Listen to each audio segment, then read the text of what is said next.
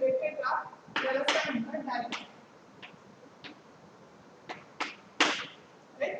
Definition वाचली का डायग्राफची?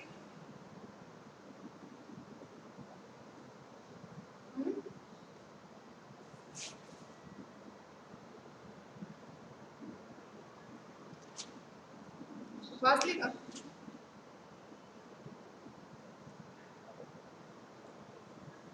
वाचली की नाही लिहिल्या नोट्स लिहिल्या का?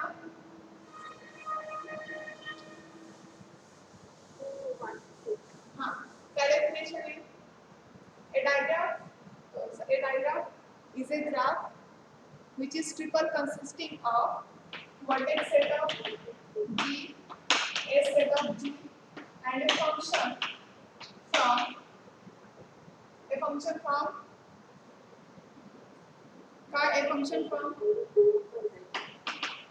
a set of G to vertex set of G into vertex set of G. Right. जी तुम्हाला मी थेरोटिकल डेफिनेशन दिली ती जर आपल्या नोटेशन मध्ये लिहायची झाली तर कशी लिहू शकतो आपण? A diagram is a triple consisting of a vertex set, a set, and a function which assigning each edge to the pair of vertices. Right? याचा अर्थ काय होतो आणि हे फंक्शन काय? Here फंक्शन कसं डिफाइन होणार? f of e is equals to a. Right? Here a and b belongs to vertex set of G. Right? किंवा जर आपण असं म्हणतो vertex a b belongs to vertex set of G cross vertex set of G. ठीक है. मग आता जर आपण एक एग्जांपल घेऊ. ठीक है. एग्जांपल मी घेते की set of natural number. Suppose that x and y belongs to n. ठीक है. आणि आपण एक रिलेशन आपण इथे डेफिनेशन बघूया काय x is a maximal divisor of z y. X is a maximal divisor of y if and only if x divides y is equals to prime number. x हा y चा मॅक्सिमल divisor केव्हा असेल? जेव्हा आपण x ने y ला divide केल्यानंतर येणारा जे आन्सर असेल ते काय असेल? Prime number. For example here suppose that x is equals to 3 and y is equals to 6. आता हा 6 चा मॅक्सिमल डिवायझर आहे का? 3 divided 6 is equals to 2 and 2 is a prime number, therefore 3 is a maximal divisor of 6. Right? म्हणजे 3 पेक्षा अजून कोणता मोठा नंबर आहे का? 6 सोडून जो 6 ला भाग देतोय नाहीये. 3 हा सगळ्यात मोठा नंबर आहे ना जो 6 ला दिसत नाहीये.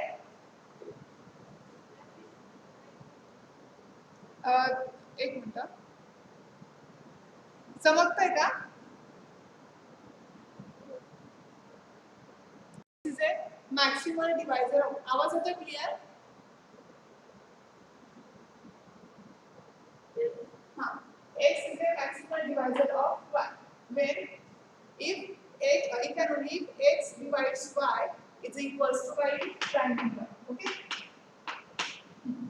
तर याचा मीनिंग समजलं का तुम्हाला मगाशी?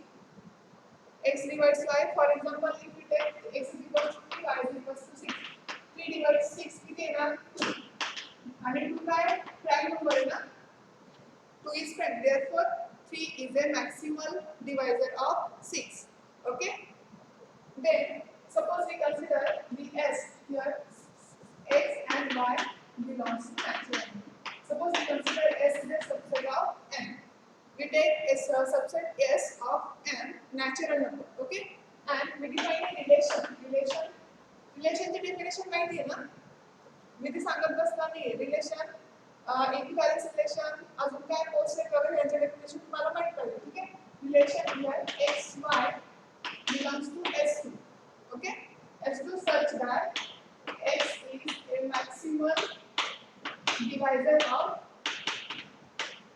y. Okay? x is a maximal divisor of y. हा काय कन्सिडर केला आपण? सेट कन्सिडर केला. याला आपण ग्राफिकली कसे रिप्रेझेंट करू शकतो? For example here suppose we take here s is equals to a. याचं मीनिंग काय होतं? हा जो मी बॉक्स टाकलाय स्क्वेअर बॉक्स टाकलाय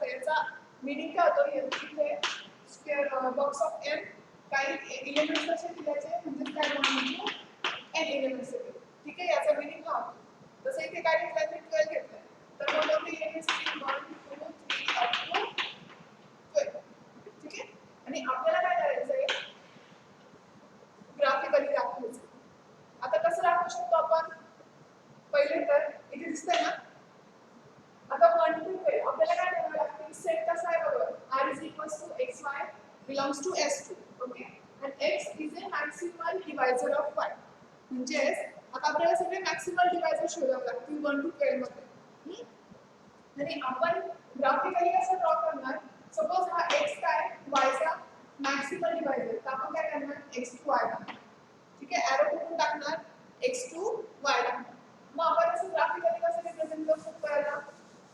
फर्स्ट काय करणार 1 कशाचा मॅक्सिमल डिवायझर असेल? 1 to 12 मध्ये. मॅक्सिमल डिवायझर म्हणजेच काय? 1 ने कोणत्या नंबरला डिवाइड केल्यानंतर येणारं जे आन्सर असेल ते काय असेल? प्राइम नंबर असेल. मग काय करू शकतो आपण? 1 ला जर 2 ने डिवाइड केलं, करू शकतो 1 ने 2 ला. 1 हा 2 चा मॅक्सिमल डिवायझर आहे. कारण 1 ने 2 डिवाइड केल्यानंतर आन्सर काय येणार? तुमचा 2 येणार. and 2 is prime, right? Similarly 3. 1 is also maximal divisor of 3. 1 is 1 maximal divisor of 4? No, because if we divide 4 by 1, then we will get 4, and 4 is not prime number. Therefore, 1 is not a maximal divisor of 4. Then 1 is maximal divisor of 5. 1 is maximal divisor of 7, and also 1 is maximal divisor of 11. Right?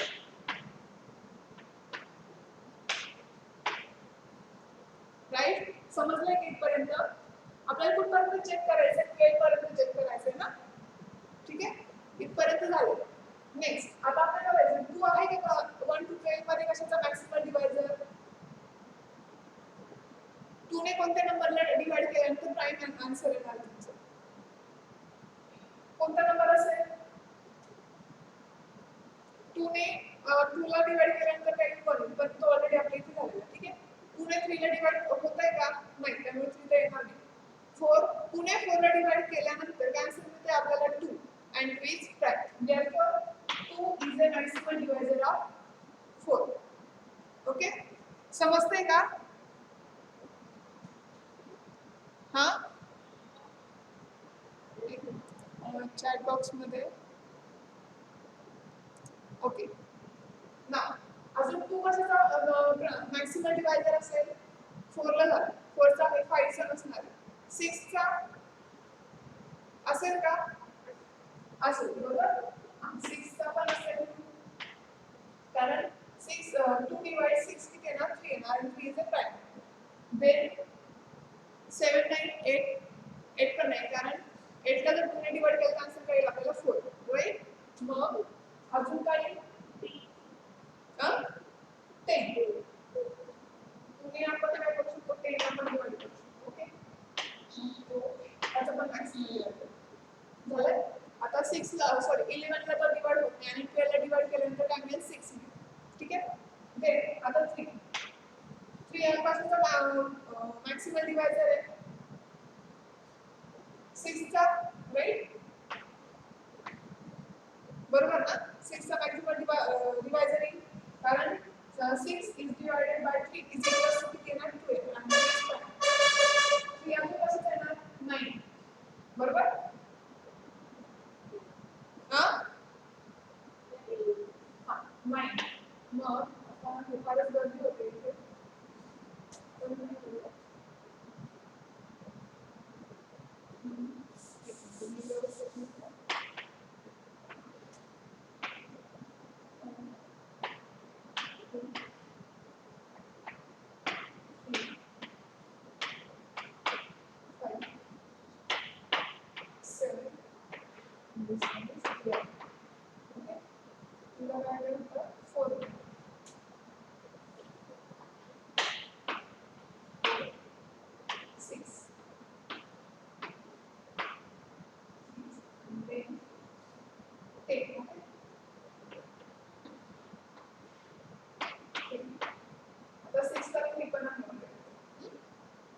अजून 3 चे 9 पण येईल, बरोबर? 9. अजून 10, 9, 11, 12. 12 येईल का? नाही, बरोबर. नेक्स्ट 5. 5 चं काय असेल? 10. बरोबर. अजून आहे का? नाही. देन 7चा पण नाही ना. 7 12 पर्यंत कशाचा मॅक्सिमल डिवायझर आहे का? नाही. बरोबर. मेसेज करताय कोणीतरी, एक मिनिट मला चेक करू द्या. ठीक आहे.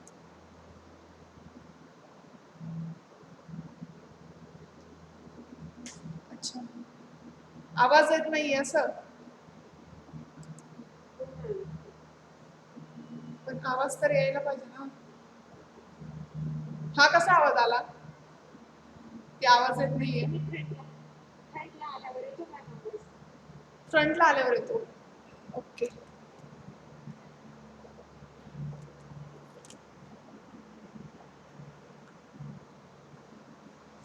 येतोय का?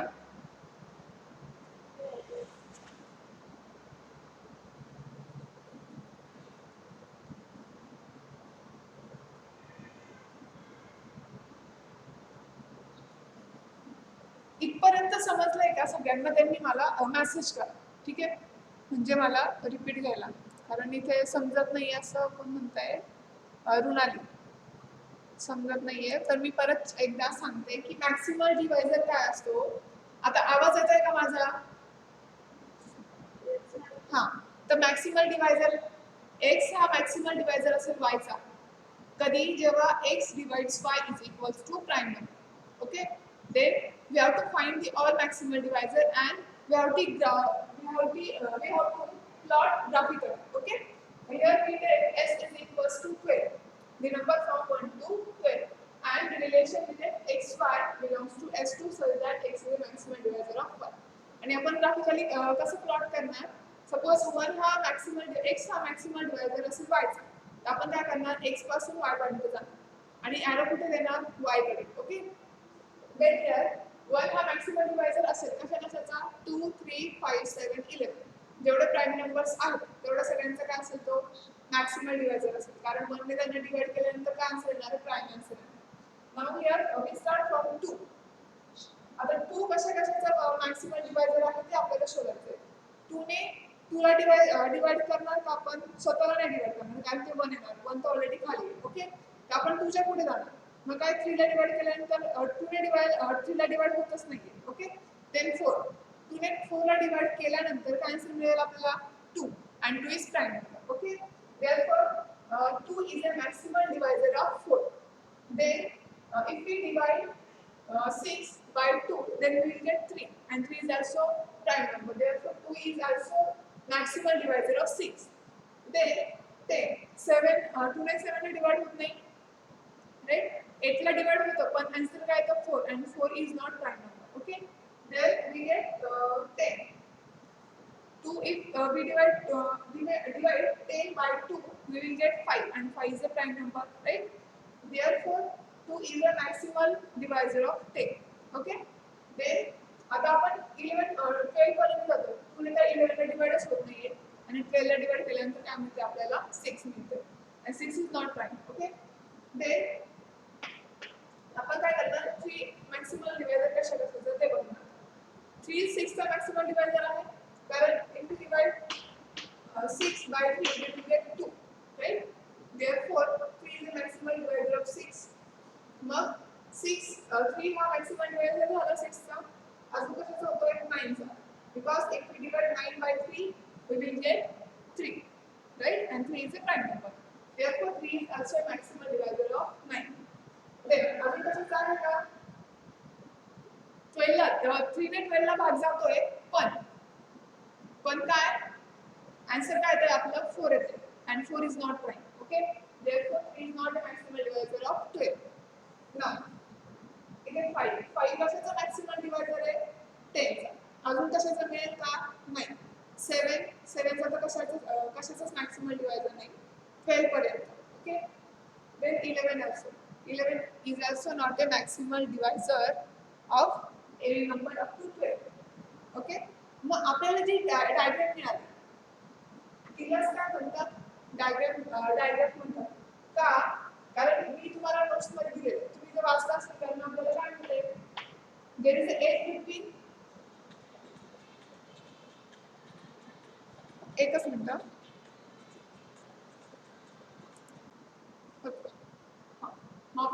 इथे रिलेशन घेतलंय, ठीक आहे, रिलेशन आहे चेक करायचं तुम्ही रिलेशनच्या डेफिनेशनने. ओके, मग हे आपण त्याच्या मदतीने करू शकतो draw by using the diagram. Okay, आता तुम्ही कोणतेही रिलेशन घेतलं ना तर ते तुम्ही काय करू शकता, you can represent with the help of the diagram. Okay, इथे कोणाला अडचण आहे का? तर तुम्हाला सांगितलं एक्झाम मध्ये एखादा क्वेश्चन जर दिला की असं असं रिलेशन आहे तर तुम्ही ते बाय युजिंग डायग्राम रिप्रेझेंट करा. ओके, तर मग काय करायचं आहे, रिप्रेझेंट करता आलं पाहिजे जसं मी आता केलं. ठीक आहे, 2 मार्क्सचा क्वेश्चन विचारू शकतो मी जर विचारलं. नेक्स्ट काय होतं आपलं, हां आता लूपची डेफिनेशन माहिती आहे आपल्या, आपण जो आधी ग्राफ बघितला लूप त्याच्यामध्ये लूपची डेफिनेशन काय होती, बोला बरं, थोडं मोठ्याने बोला, स्पीकर जवळ घ्या हेडफोनचा आणि मग बोला व्यवस्थित म्हणजे इथे व्यवस्थित आवाज येतो.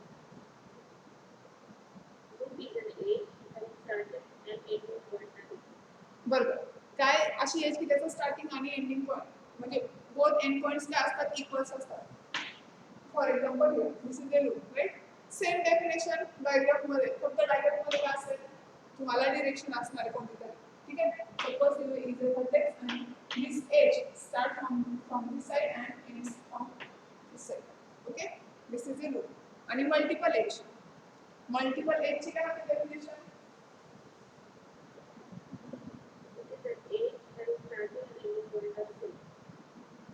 राईट. सपोज मल्टिपल एज म्हणजेच काय, एकापेक्षा जास्त एजेस असणार आहे. मग सपोज माझ्याकडे हा ग्राफ आहे, ठीक आहे, एक सिंपल ग्राफ आहे, जास्त कॉम्प्लिकेटेड नाही, ए बी सी डी, याला आर दिलेले काहीतरी, ठीक आहे, आणि इथे अजून एक येते. आता ह्या दोन्ही आपण जर सिंपल ग्राफ विदाउट डिरेक्शन जर ग्राफ काढला तर ह्या दोन्ही काय होणार, मल्टिपल एजेस होणार, राईट. बरोबर की नाही, कारण या दोन्ही एजेस, ह्या दोन्ही पण एजेस आहेत, त्यांचे एंड पॉइंट्स काय सेम.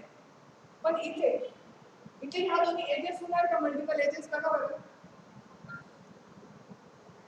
आहेत का. डिरेक्टेड ग्राफ मध्ये मल्टिपल एजेस म्हणजेच काय की आता इथे तुम्हाला दोन एजेस दिसत आहेत आणि त्यांचे एंड पॉइंट्स पण काय दिसत आहेत, सेम दिसत आहेत. ओके, पण त्यांचे आधी जर डिरेक्शन जर बघितली, जी एज आहे खालची तिची डिरेक्शन काय, ए टू बी. ओके, जी वरची एज तिची डिरेक्शन काय, बी टू ए. मग डिरेक्टेड ग्राफ मध्ये मल्टिपल एज होण्यासाठी डिरेक्शन काय पाहिजे, एकच पाहिजे. जर याची डिरेक्शन हीच असते ए टू बी आणि वरची पण तेच असते की ए टू बी, तर ह्या दोन्ही काय झाल्या असतात मल्टिपल एजेस. पण याची डिरेक्शन जर अपोजिट असेल दोन्ही एजेसच्या तर त्या मल्टिपल एजेस होत नाही, हे लक्षात ठेवायचं. इथे काहींची चूक होते कारण आपल्याला दिसते की दोन किंवा दोनपेक्षा जास्त एजेस आहेत आणि त्यांचे एंड पॉइंट सेम आहेत, तर आपल्याला माहिती की त्या काय असतात मल्टिपल एजेस. पण डिरेक्टेड ग्राफ मध्ये ते वेगळं असतं. ठीक आहे, next simple graph. Simple graph काय असणार आहे,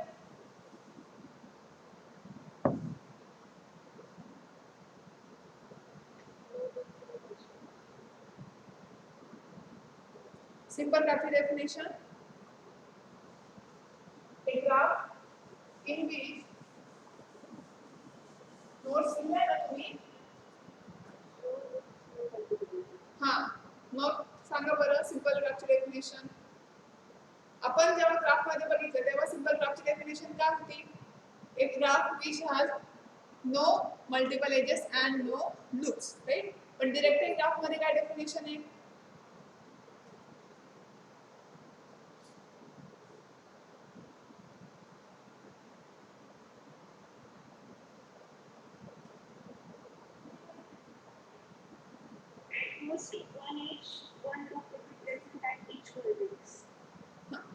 but a diagram is a simple graph if each ordered pair is a head and tail of at most one edge, right. And प्रत्येक वर्टेक्स वरती आपल्याला पहिल्या ग्राफ मध्ये लूप अलाउड नव्हता, पण इथे काय एका प्रत्येक वर्टेक्स वरती ॲटलिस्ट ॲटमोस्ट एक लूप काय अलाउड आहे. फॉर एक्झाम्पल हियर सपोज मी ते घेतला, ओके, किंवा तुम्हाला मी कोणता ग्राफ दिलेला आहे तो दिलेला आहे, तुम्ही म्हणाल नोट्स मध्ये तो दिलेला आहे, तिथे वेगळा एक्स वाय आणि झेड, ठीक आहे, आणि मग कशाला दिलाय झेडला डिरेक्शन दिले, डायग्राफ आहे तर डिरेक्शन काढायचा, डायग्राफ मध्ये एजेसला डिरेक्शन दिल्या जर नाही तर त्याचा मिनिंग वेगळा होतो, लक्षात ठेवायचं, ठीक आहे. तुम्हाला दिलेला डायग्राम दिलेला आणि इथे एक लूप दिलेला, आता सिंपल डायग्राम मध्ये काय सांगितलेलं आहे की each vertex each order pair is a head and tail of at most one each. आता सपोज तुम्ही हे घेतला ऑर्डर पेअर, पेअर म्हटलं की दोन एलिमेंट्स येतात, हे तुम्हाला माहिती आहे, आपण काय घेतला हे दोन पेअर्स घेतले, ठीक आहे. आता हे दोन्ही पेअर्स जास्तीत जास्त एका एजचे हेड आणि टेल पाहिजे, त्याच्यापेक्षा जास्त नको, ठीक आहे. आता इथे एक्स वाय घेतला, एक्स वाय हा एक्सचा काय ही जी खालची आहे ती सपोज इथे मानलेले 2 आणि 3 4, जी सेकंड एज आहे तिचा हेड आणि टेल कोणता येईल बरं,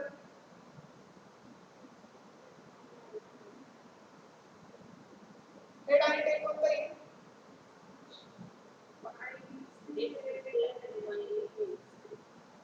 x is tail and y is head, right? आणि जर वरची एज तिचा हेड आणि टेल काय येईल, y is tail आणि x is head, बरोबर. नेक्स्ट थर्ड एज जर घेतली तर त्यात y काय येईल, टेल येईल आणि z काय येईल, हेड येईल, आणि याचा हेड आणि टेल काय एकच येईल लूपचा, ओके. हां, तर मग आता इथे तुम्हाला दिसतंय की x आणि y हे दोन्ही जर पेअर्स घेतले आपण, ते एकापेक्षा जास्त एजेसचे हेड आणि टेल आहे का. आता सपोज मी इथे बघितला y काय आहे इथे ही ऑर्डर पेअर घेतली आणि अजून एक एज टाकली किती डिरेक्शन दिली y टू x.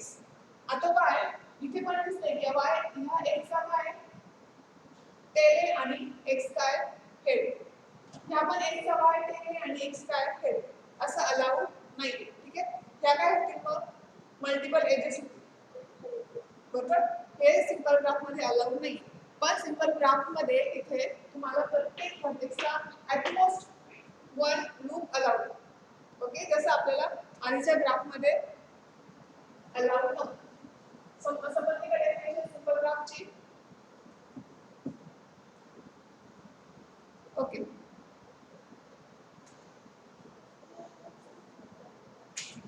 नेक्स्ट पाथची definition of path, definition of path काय आहे पाथची डेफिनेशन, सिंपल ग्राफ मध्ये काय होते डेफिनेशन पाथची,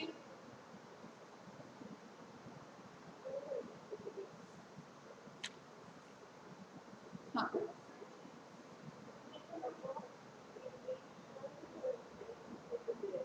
बरोबर, no vertex is repeated.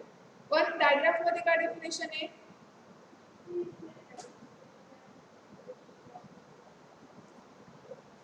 a diagram is a path if it is a simple diagram, right? First condition the काय simple diagram, then whose vertices can be linearly ordered so that there is an edge with tail u and head v if and only if v is immediately follow u in the vertex ordering. आता definition तुम्हाला फार मोठी दिसते, ठीक आहे, पण त्याचं लक्षात कशी ठेवायची आहे की आधी आपल्याला पाथ साठी काय पाहिजे, सिंपल ग्राफ पाहिजे, राईट, सिंपल डायग्राम पाहिजे. हां, मग सिंपल डायग्राम मध्ये सपोज इथे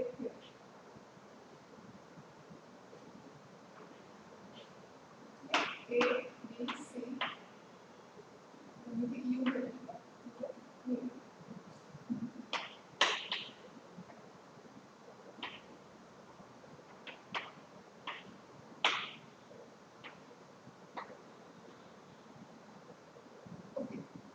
मग याच्यामध्ये जर आपल्याला पाथ शोधायचा असेल, आता गिवन डायग्राम आपल्याला सिंपल तर दिसतोय, ठीक आहे, आपल्याला यू व्ही पाथ आहे बघायचा, you and V from U V म्हणजे इकडनं आहे का इकडनं आहे ते बघायचं. त्याच्यासाठी कंडिशन काय बघायचं, डिरेक्शन आपल्याला सांगितलेलं काय की the vertices can be linearly ordered so that so that there is an edge with tail u and head v. आता आपल्याला u to v पाथ शोधायचा आहे ना, ठीक आहे. मग वर्टायसेस कसे असणार, लिनियरली ऑर्डर असणार. ओके, म्हणजे तुम्हाला काय करायचं आता, u to v पाथ शोधण्यासाठी तुम्ही कुठून जाणार बघायचं. आता u पासून जाणारी एज कोणती आहे, इथे पण दिसते तुम्हाला, right, this one u to a, कारण आपला डायरेक्शन दिसतंय इथे u to a.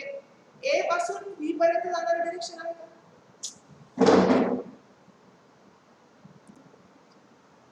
मग इथे काय शोधायचं आपल्याला, u to v पाथ शोधायचा आहे का. आता आपण बघतोय की u to a एज आहे पण, आणि याचं डायरेक्शन कुठे आहे, या एजचं फ्रॉम u to a, ठीक आहे. आणि a to b आहे का, एज आहे, आणि a to b चं डायरेक्शन कुठे आहे, a to b, a आणि b चं या एजचं डायरेक्शन कुठे आहे, a to b, बरोबर. मग बाय डेफिनेशन आपल्याला दिसते की u काय या एजचा टेल आणि b काय हेड, राईट. म्हणजे आपल्याला काय भेटतं, u to b कडनं u to a, a to b असा पाथ भेटतो. नंतर खाली जर बघितला नेक्स्ट पाथ आपल्याला माहिती की इथून एज जाते c पर्यंत, u to c, c to d आणि d to b. आपल्याला दिसतंय की u is a tail of this edge and v is a head of this edge, ठीक आहे. आणि जर असं असेल, सपोज आता मी पहिल्या घेते, ठीक आहे, इथून एज आहे पण इथे असं डायरेक्शन, ही एज u to a चा एज आहे, ठीक आहे, u to a, but v आणि a ह्या दोन व्हर्टिसेस मध्ये एज कोणत्या डायरेक्शनला आहे, v to a. मग आपण बाय दिस वे फाइंड करू शकतो का पाथ, नाही फाइंड करू शकत. ओके, कारण a to b एज नाही, एज कोणती आहे, v to a. therefore we cannot get the path from u to a and a to b, but we have the path from u to c, c to d and d to b. समजलं का पाथची definition.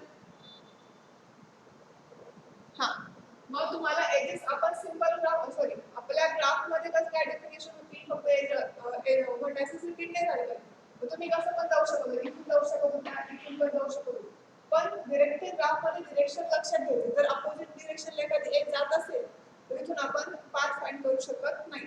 आता इथे आपल्याला दिसतंय u to c age आहे, c to b age आहे आणि d to b एज आहे. त्याच्यामुळे u to b path exist होतो, कोणता, u to c to b to b. पण इथे u to b path exist होतोय का, नाही, कारण u to a एज आहे पण a to b एज नाहीये. ही एज कुठली आहे, u to a. therefore there does not exist a path from u to b from this way. Okay, तर सायकलची डेफिनेशन काय येईल बरं, सायकलची डेफिनेशन पण सेमच आहे. डायरेक्शन u to b चं ही सॉरी u to b आलं.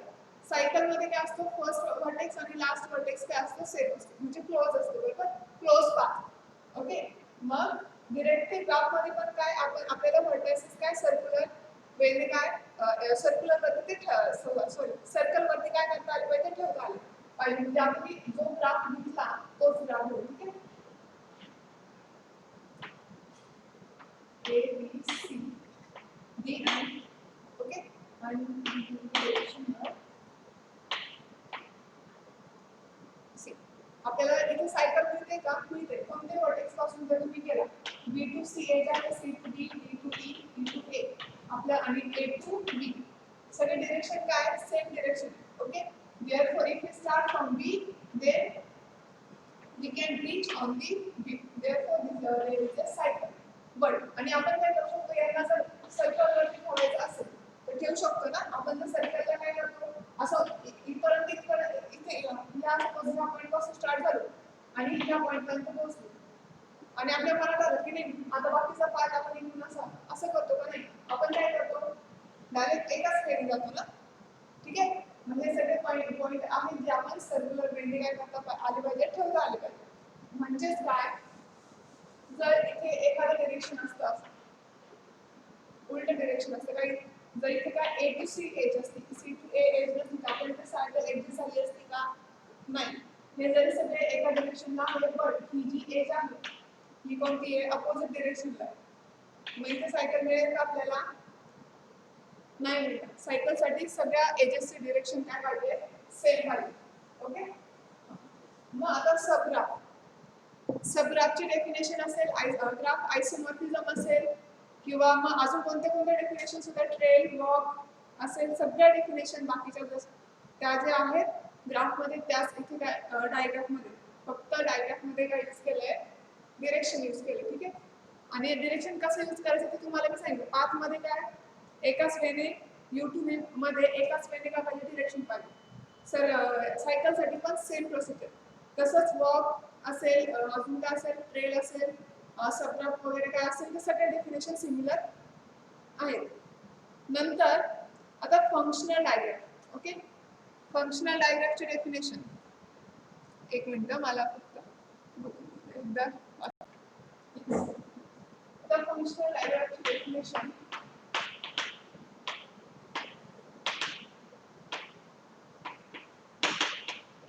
suppose we have a function from a to okay a काय here a equals to set of vertices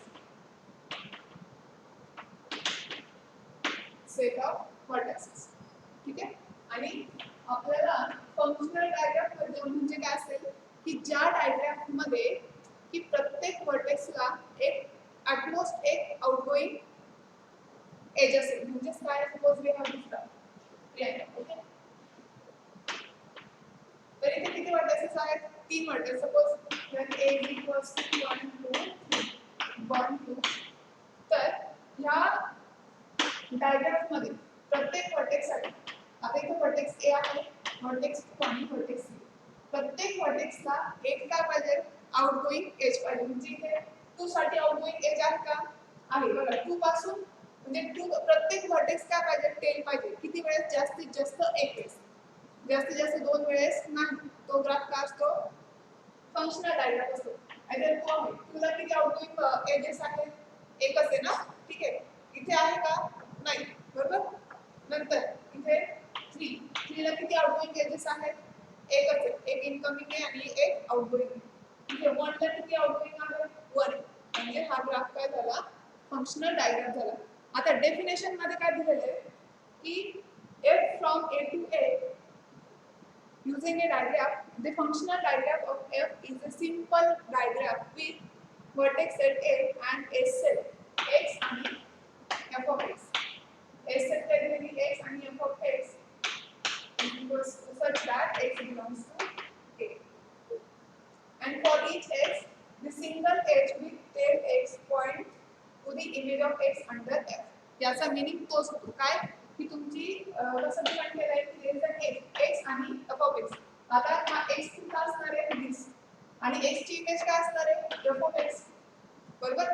म्हणजे आता तुम्ही केलं स्टार्ट केलं की इथून a 1 ओके हियर तुम्ही कसं केलं x is equals to 1 here image of 1 काय 2 a ना कारण there is an edge from 1 to 2 therefore f of x is equals to 2 right. Here, if we take x is equals to 2, then we get f of x is equals to 3. Right? तो याचाच अर्थ मी काय सांगितलंय की प्रत्येक vertex म्हणजे there is at most one outgoing edge from each vertex. एका म्हणजे प्रत्येक वर्टेक्स असे सगळ्यात आधीचं कंडिशन काय simple diagram. Okay simple diagram in which every vertex has at most one outgoing edge. Okay मग याच्यामध्ये मल्टिपल एज येईल का मल्टिपल एजेस येतील का नाही. ओके कारण जर तुम्ही इथे मल्टिपल एज टाकली तर काय 1 ला किती आउटगोइंग एजेस असणार आहेत 2 आउटगोइंग एजेस असणार. ओके ते आपल्या फंक्शनल डायग्राम मध्ये अलाउड नाही आणि multiple edges already simple graph मध्ये येतच नाही. ओके देअरफॉर आणि आपल्याला हे माहिती की याच्यामध्ये कशामध्ये परम्युटेशन मध्ये प्रत्येक एलिमेंटला काय असतो एक युनिक इमेज असते बरोबर. याचा अर्थही तोच होतो. परम्युटेशन मध्ये पण तुम्ही जर चेक केलं की प्रत्येक एलिमेंटला काय असतं एक युनिक इमेज असते बरोबर. हां तसं इथे पण काय होते प्रत्येक व्हर्टेक्सला काय एक युनिक इमेज होती. म्हणजे इथे 1 ची इमेज काय होती 2 होती 2 ची इमेज काय होती 3 आणि 3 ची इमेज काय होती 1 होती. ओके म्हणजेच काय प्रत्येक व्हर्टेक्सला एक युनिक इमेज भेटत होती. तर मग याला काय म्हणतात फंक्शनल डायग्राम. फंक्शनल डायग्राम मध्ये कोणाला अडचण आहे का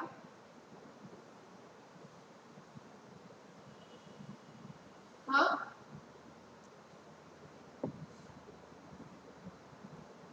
येस, काही अडचण आहे का फंक्शनल डायग्राफ मध्ये? काय कंडिशन आहे? पहिली तर सिंपल डायग्राफ हवा, राईट. त्यानंतर नेक्स्ट कंडिशन काय?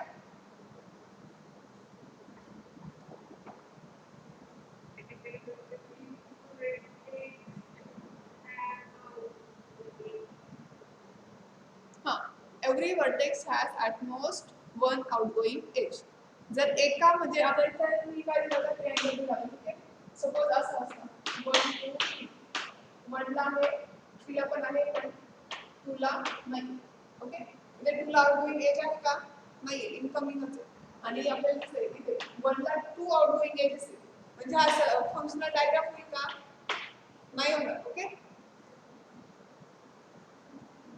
फंक्शनल डायग्राम होणार नाही, कारण इथे 2 ला आउटगोईंग एज नाहीये आणि इथे 1 ला किती आउटगोईंग एजेस आहेत?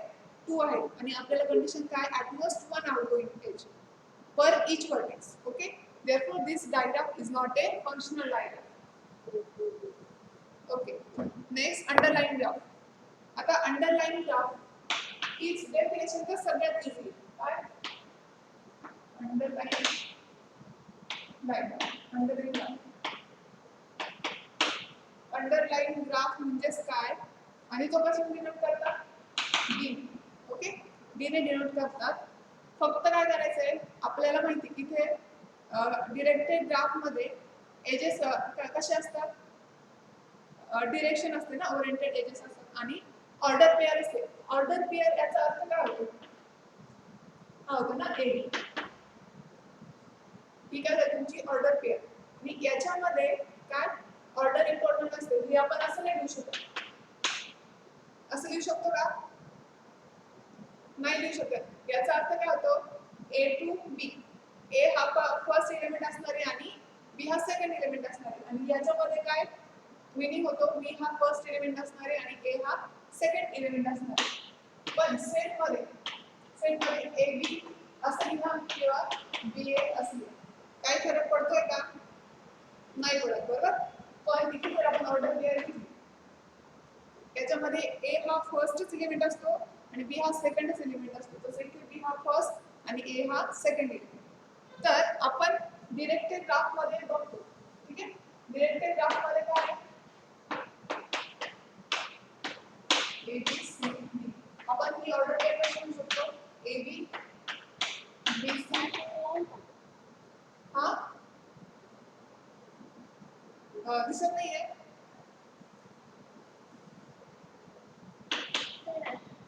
ए B B C then C D and D A, okay. अशा एजेस आहेत, ऑर्डर पेअर्स आहेत, बरोबर. ए टू बी, कारण तिथे एज कुठे जाते? ए पासून स्टार्ट होते आणि बी ला जाते, राईट. टेल कोणता आहे? ए आणि हेड कोणता आहे? बी. म्हणून आपण केलेला A B similar for all vertex, all edge, okay. मग हे आपण ए बी बी ए असं लिहू शकतो का? नाही लिहू शकत, कारण there is not edge from B to A, right. Therefore we can not write B. हे डायग्राम मध्ये असतं. मग अंडरलाईन ग्राफ मध्ये काय असतं? अनऑर्डर पेअर असते. अनऑर्डर पेअर म्हणजेच काय? आपण ए बी लिहिलाय तर काय लिहू शकतो? बी ए पण लिहू शकतो. म्हणजेच काय? इथे डिरेक्शन असणार आहे का एजेसला? आपल्याला जर असं लिहायचं असेल A B is equals to B, तर इथे डिरेक्शन असायला हवी का? नाही, बरोबर ना. मग काय होणार? अंडरलाईन ग्राफ मध्ये काय होतं? अनडिरेक्टेड ग्राफ असतो. एवढंच त्याच्यामध्ये, बाकी काहीच नाही त्या डेफिनेशन मध्ये, ओके. आता ऍडजसन्सी मॅट्रिक्स. ऍडजसन्सी मॅट्रिक्स कशी काढायची हे तुम्हाला माहिती आहे ना? ग्राफ मध्ये ऍडजसन्सी मॅट्रिक्स आणि इन्सिडन्स मॅट्रिक्स. आता इथे ऍडजसन्सी मॅट्रिक्सचे डेफिनेशन काय कशाने डिनोट करतात? ए ऑफ जी. आणि इन्सिडन्स मॅट्रिक्स कशाने? ऍडजसंट मॅट्रिक्स मध्ये काढताना आपण लेबल कशाचे करतो? व्हर्टायसेसचे करतो, वरती पण आणि म्हणजे कॉलमला पण आणि रोला पण. आणि इन्सिडन्स मॅट्रिक्सला वरती रोला कोणतं लेबलिंग करतो? एजेसचं आणि कॉलमला कोणतं लेबलिंग करतो? व्हर्टायसेस. कॉलम म्हणजे उलट झालं की आपण हे जे आहे ए बी सी डी आता तुमचं मॅट्रिक्स असेल ह्या आहे हे रो झाले, सॉरी कॉलम झाले आणि हे काय झालं? रोला कशाचं? ऍडजसन्सी मॅट्रिक्स साठी कॉलमला व्हर्टायसेसचं लेबलिंग असतं आणि रोला पण व्हर्टेक्स असतं आणि इन्सिडन्स मॅट्रिक्सला कॉलमला एजेसचं लेबलिंग असतं आणि रोजला कशाचं लेबलिंग असतं, व्हर्टेक्सचं लेबलिंग असतं. आता इथे आपल्याला डिरेक्टली ग्राफमध्ये ऍडजस्टन्सी मॅट्रिक्स कशी फाइंड करतात ते बघायचं.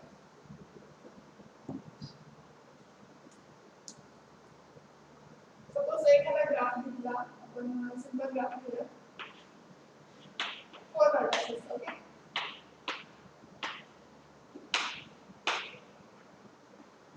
ए बी सी.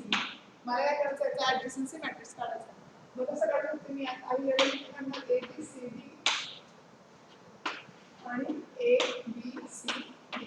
ओके, आता आपल्याला बघायचं आपण ग्राफ मध्ये कसं बघत होतो की ए टू ए एज आहे का, बरोबर, म्हणजेच लूप आहे का, नाही. म्हणजे इथे काय आहे ना, 0. डेफिनेशन मध्ये काय दिलेलं आहे, ए object diagram the entry in position I entry in a position ij is the number of edges from vi to vj.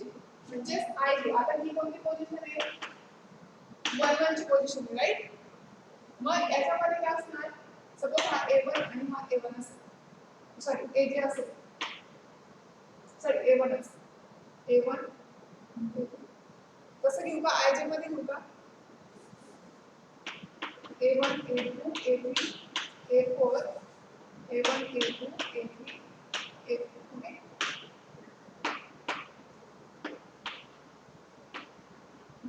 आता ही 1 1 ची पोझिशन आहे. 1 1 च्या पोझिशनला इथे कोणती एंट्री असेल, number of edges from a1 to a1. a1 to a1 किती edges आहेत, 0, राइट. आता इथे 1 2 1 2 च्या पोझिशनला इथे कोणती पोझिशन असेल, 1 2 राइट. 1 2 च्या पोझिशनला कोणता नंबर असेल, a1 टू a2 किती एजेस आहेत त्या, a1 टू a2 किती एजेस आहेत, 1. सिमिलर a1 टू a3 आहे का, नाही, 0. a1 टू a4 आहे का, a1 टू a4 आहे का एज, आहे, नाहीये, कारण डिरेक्शन कसं आहे याचं, a4 to a1 a1 to a4 नाहीये, हे लक्षात ठेवायचं. इथेच कन्फ्युजन होतं आणि इथेच मार्क्स कट होतं. ओके, त्याच्यामुळे लक्षात ठेवायचं, a2 टू a1 आहे का, नाही, a2 टू a2 पण नाहीये, a2 टू a3 पण नाहीये. ओके, आणि a2 टू a4 पण नाही. नेक्स्ट, a3 टू a1 आहे का, नाही, a3 टू a2 आहे, नाही, आणि a4 ला a4 टू a1 आहे, a4 टू a2 नो, आणि a4 टू a3 नो, आणि a4 टू a4 पण. ही झाली का adjacency matrix of this directed graph. Okay, समजली का कशी काढायची ऍडजस्टन्सी मॅट्रिक्स. हां, आता इन्सिडन्स मॅट्रिक्स. इन्सिडन्स मॅट्रिक्स साठी काय करणार आपण, इथे मी नाव दिलं आहे, त्याची स्पर्धा e1 e2 e3 आणि e4. ओके, इथे दिसतंय का तुम्हाला, खाली नेक्स्ट होते ना, इथे बघा. ओके, वरती कोणती लेबलिंग येतात, e1 e2 e3 e4 a1 a2 a3 a4. मग एजेस कमी जास्त असू शकतो का, तसं काही मी फक्त तुम्हाला समजण्यासाठी एक सिंपल ग्राफ घेतलेला.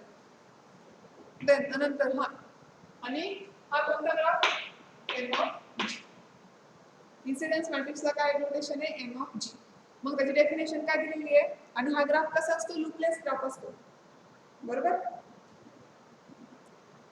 mg जर ग्राफ मध्ये जर लूपलेस ग्राफ असेल तर कसा येईल, +1 mij. म्हणजे काय, तुमची ith रो आणि jth column. Okay, ith row आणि jth कॉलम म्हणजे काय, i काय असेल, एज असेल, i ची किती एज असेल, तर याचा टेल कोणता असेल, i, आणि हेड कोणता असेल, j. ओके, मग इथे mij is equals to +1 if there is an edge, sorry, vi is a tail of edge ej, आणि -1 केव्हा, if vi is a tail of ej. आता इथे जर बघितलं a1 e1 म्हणजे आपल्याला काय करायचं, m11 काढायचं. ठीक आहे, m11 काढायचं. मग इथे काय येईल बरं, +1 केव्हा असेल, जेव्हा a1 काय असेल, e1 चा टेल असेल, आहे का मग इव्हनचा A1 टेल आहे ना? येस, म्हणजे इथे काही 1 म्हणजे plus. Okay, A1 to A2 sorry E2 A1 to E2 इथे आहे का काही? नाही. बरोबर, मग इथे काही आहे? -1 राईट. A1 to E3 एक मिनिट.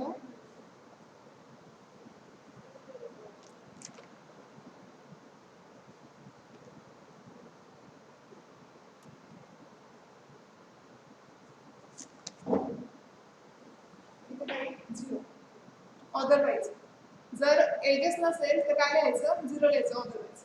तिथे एक लाईन लिहायची राहून गेलेली माझी. काय? +1 केव्हा येईल? Vi is a tail of Ej आणि -1 if Vi is a head of Ej आणि खाली द्यायचं 0 अदरवाइज. लिहून घ्या तिथे 0 अदरवाइज. ओके, मग इथे A1 E3 त्या एंट्रीला काही E3 आहे का A1 ला कनेक्टेड? नाही, मग इथे काही दिसेल. ठीक आहे, A1 E4 A1 E4 आता A1 E4 चा काय आहे? हेड. बरोबर, तेल आहे का नाही? हेड आहे, मग हेड असल्यावर काय?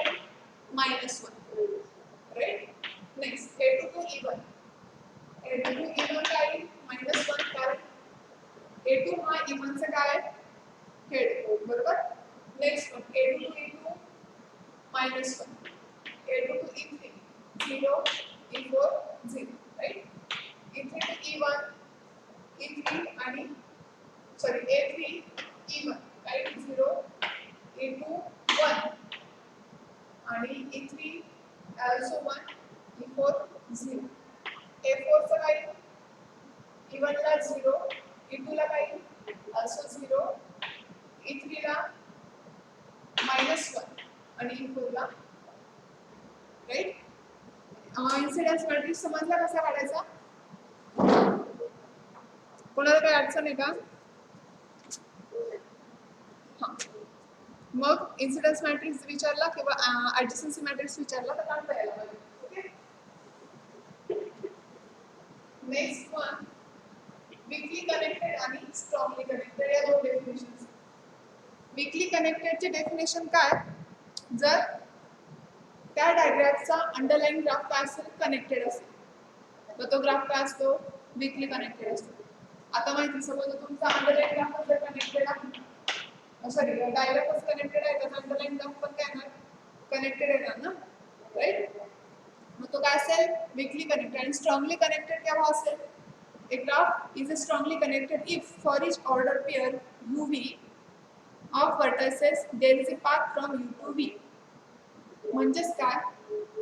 स्ट्रॉंगली कनेक्टेड ग्राफ म्हणजे ज्या डायग्राम मध्ये प्रत्येक व्हर्टेक्स पासून दुसऱ्या व्हर्टेक्स पर्यंत काय असेल? पाथ असेल, तो ग्राफ काय असतो?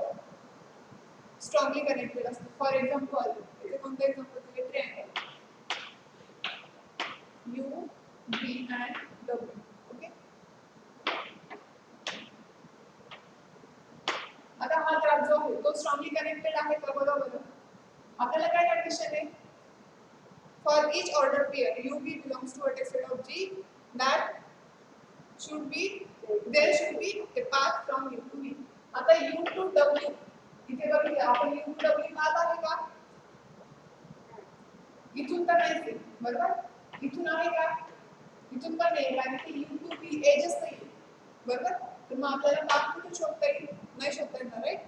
म्हणजे हा स्ट्रॉंगली कनेक्टेड नाही, पण वीकली कनेक्टेड आहे. कारण याचा अंडरलाईन ग्राफ कसा आहे? ट्रायंगल, बरोबर. आणि दिस ग्राफ इज कनेक्टेड. सिमिलरली मी अजून एक मोठी डायग्राम जी घेतलेली आहे ती सांगते तुम्हाला.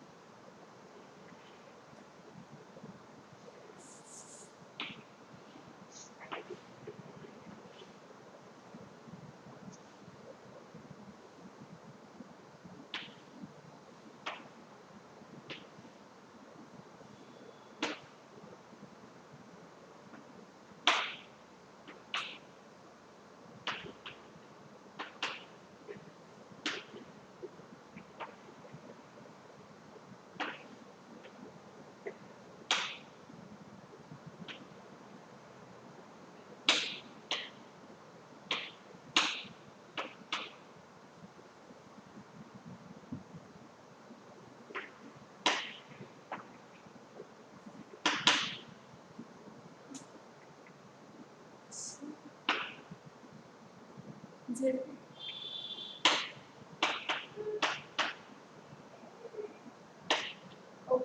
असं लेबलिंग दिलंय ना, राईट. आता हा ग्राफ पूर्ण ग्राफ स्ट्रॉंगली कनेक्टेड आहे का? स्ट्रॉंगली कनेक्टेड साठी काय करायचं आपल्याला, प्रत्येक व्हर्टेक्स, आपलं मीटिंग संपेल 10 मिनिटात, त्याच्यामुळे पटापट होते, ठीक आहे. इथे U2 V मध्ये पाथ आहे का? आहे, बरोबर ना, कारण U2 V एज आहे, बरोबर, त्याच्यामुळे U2 V पाथ आहे. दुसरा व्हर्टेक्स घेऊ आपण, काय, U2 W मध्ये पाथ आहे का? आहे, बरोबर. नेक्स्ट ऐकायला येतंय ना? हा, U2 Y जर घेतला, U2 Y पाथ आहे का बघा बरं, U2 Y, U2 V का आहे, पण V2 Y आहे का? नाहीये, बरोबर ना, इथून कारण V2 Y एज नाहीये, कोणती एज आहे, Y2 V. दुसऱ्या कुठून आहे का, इथे इथून जर गेला पण Y पर्यंत पोहोचण्याच्या बऱ्याच पद्धती ना, इथे U2 V गेलो, V2 X, there is an edge from V2 X, X to T आणि T to Y, राईट आहे. नंतर X पर्यंत U2 X पर्यंत पण आहे आणि X to V पण आहे. अजून का V2 U, सॉरी W2U आहे का? W2U आहे का पाच बघा बरं, कारण आपल्याला प्रत्येक व्हर्टेक्स पेअर साठी घ्यायचे ना, राईट. W2U पर्यंत आहे का? इथून तर नाहीये, इथून जर T पर्यंत गेलो, T2 Y जर गेलो, Y2 V गेलो, V2U आहे का? नाही, राईट, कारण ते U2 V येते, V2U आहे का नाही. आणि दुसरं X वाया X जर गेलो, इथे T2 X एजेस नाहीये, त्यामुळे आपण वाया X जाऊ शकतो. Therefore, there is no path from W2 U. म्हणजे हा पूर्ण ग्राफ स्ट्रॉंगली कनेक्टेड होईल का? नाही होणार, बरोबर ना, कारण प्रत्येक ऑर्डर पेअर साठी काय पाहिजे, पाथ एक्झिस्ट पाहिजे, बरोबर. पण आपल्याला हा जो पार्ट दिसतोय Z K आणि Y, हा एक कॉम्पोनंट म्हणजे काय माहिती, बरोबर. हा जर कॉम्पोनंट घेतला या ग्राफचा, तर हा कॉम्पोनंट होईल का स्ट्रॉंगली कनेक्टेड, बघा बरं. इथे Z2K पण आहे का? Z2Y इथून जातोय आपण, Z2K K2Y पण आहे, परत अजून Y2Z आहे का? आहे, अजून K2Y पण आहे, K2Z आहे का? आहे. म्हणजे प्रत्येक कोणतेही दोन व्हर्टेक्स घेतले किंवा कोणताही एक पेअर घेतला, त्याच्यामध्ये आपल्याला काय भेटतो, प्रत्येक पेअर साठी पाथ भेटतो. म्हणजे हा जो कॉम्पोनंट आहे तो काय, स्ट्रॉंगली कनेक्टेड, बरोबर. समजलं का स्ट्रॉंगली कनेक्टेड आणि वीकली कनेक्टेड म्हणजे काय? ओके,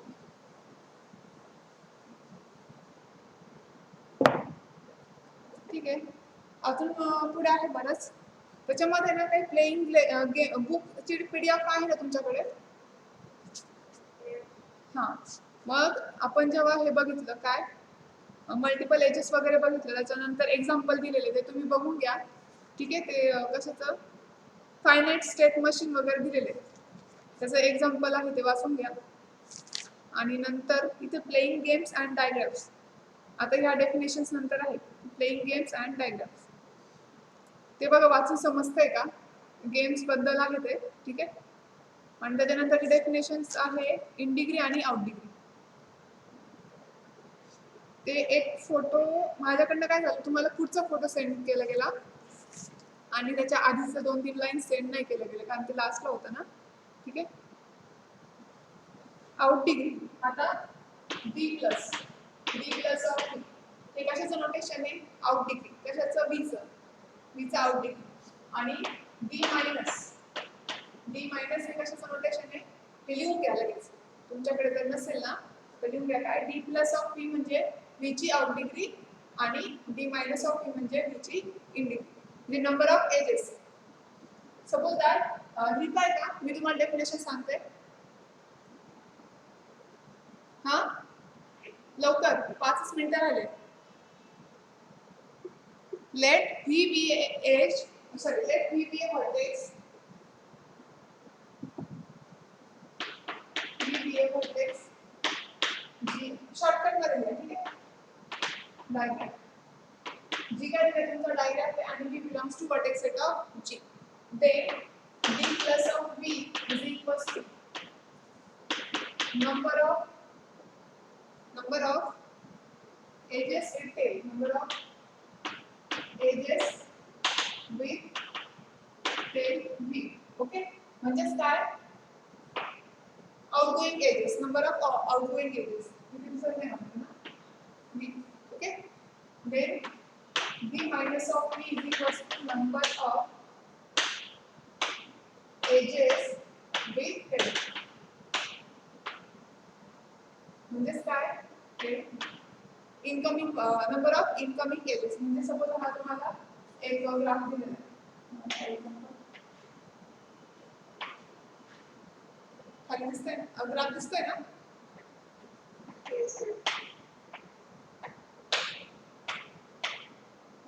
ए बी सी डी आणि आता A D plus of A काढावं लागेल आपल्याला डी प्लस ऑफ ए काही number of edges with tail B म्हणजे काय number of edges with tail A आता ए कोणत्या किती एजेसचा टेल आहे एकाच एजेसचा आहे एकाच एजचा राईट ए टू बी त्याचं काय काय म्हणजे काय 1 आता डी मायनस ऑफ ए काय 1 कारण तो त्याच्यावर एकच एज इन्सिडेंट होते ए वर म्हणजे इंटिग्री किती याची 1 च राईट इथे e1 d plus of e किती येणार 1 कारण एकच आउट डिग्री आहे बरोबर नंतर c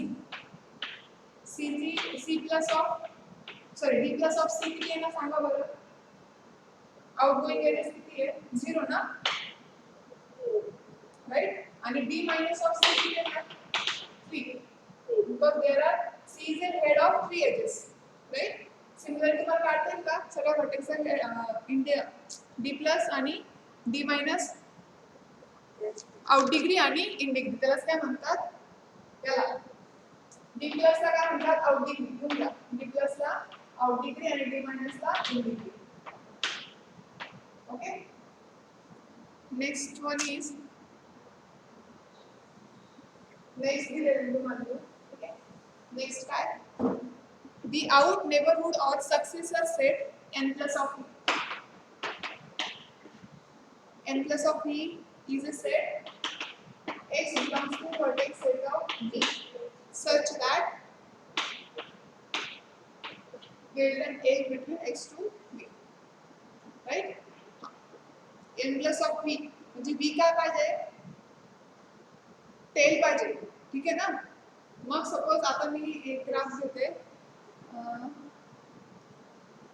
छोटासा ग्राफ इथे ग्राफ दिलेला आहे तुम्हाला आधी एक्झाम्पल मध्ये ग्राफ दिलेला आहे बघा खाली इथे ग्राफची खाली ग्राफ दिलेला आहे बघा त्याच्यामध्ये सगळं d minus of a d plus of c वगैरे सगळं काढलेलं आहे बघा दिसते का म्हणजे तुमच्याकडे आहे राईट हां त्या ग्राफ मध्ये बघा n प्लस ऑफ c काढलेलं आहे n प्लस ऑफ c आता n plus of c is equals to काय सिंगलटन d कारण इथे सी काय पाहिजे तुम्हाला टेल पाहिजे राईट मग सी टेल असलेला किती एजेस आहेत एकच एज म्हणजे त्याचा ऍडजसंट व्हर्टेक्स नेबरहूड म्हणजे काय म्हणतो आपण सेट ऑफ ऍडजसंट व्हर्टेक्सेस ना राईट हा मग सी टेल असलेल्या किती एजेस आहेत तिथे एकच आहे आणि कोणत्या व्हर्टेक्सला जाते ती एज डी ला जाते ना म्हणून n प्लस ऑफ सी काय येणार singleton D n plus of C equals to singleton d आणि n मायनस ऑफ c म्हणजे काय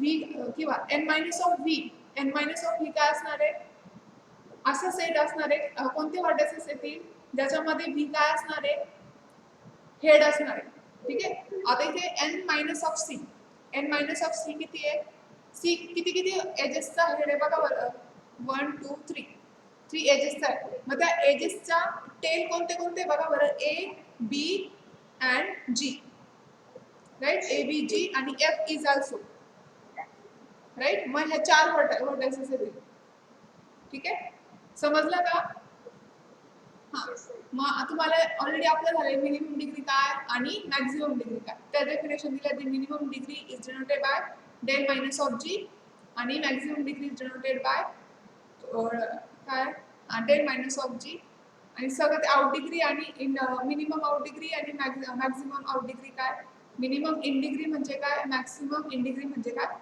सेम ते तुम्हाला एक्झाम्पल वरनं सांगतो ठीक आहे इथपर्यंत समजलंय का आजचं लेक्चर समजलं